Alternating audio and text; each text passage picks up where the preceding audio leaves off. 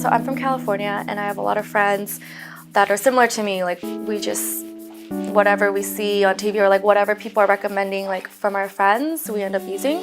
So I think people know that at this point, people know that Korean products are really good, but they don't know what to choose. I thought that there was not enough information out there, especially online through blogs or videos, and so that's how Soak was born. I think that there was a first wave that has already gone to the US from K-Beauty with specific, e-commerce platforms and different brands that are promoting Korean products. But now, since there is a hype and there is a real demand for it, I think we need to be communicating that to the mainstream audience, the average American that cares about beauty, skincare. I think it's a great time to be a part of that.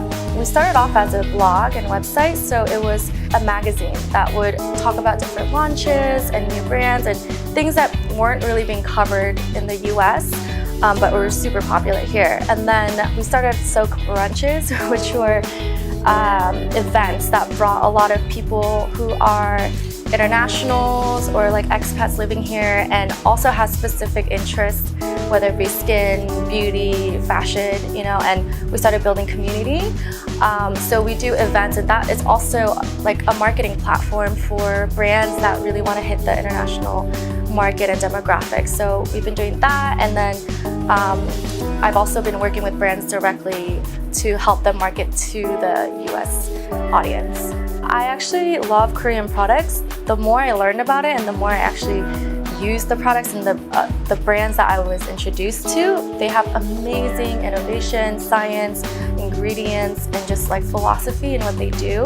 And the price point is so great compared to a lot of brands. The mainstream brands in the US are like Dior or Estee Lauder, and skincare is really expensive. It's very competitive, and you get so much more for your money when you do use Korean skincare, just because Koreans love to take care of their skin. It's been forever. So yeah, I definitely think there's a higher quality and better price point for Korean brands. A lot of the influencers here have a more Western audience or European or Latin American audience, and so for us it's important for when we work with brands that want to expand internationally, and it's more that we bring that lifestyle aspect versus just promoting a brand, but it's we like fashion and makeup and skincare and kind of really bringing things organically to the rest of the world. We started off with the US audience, but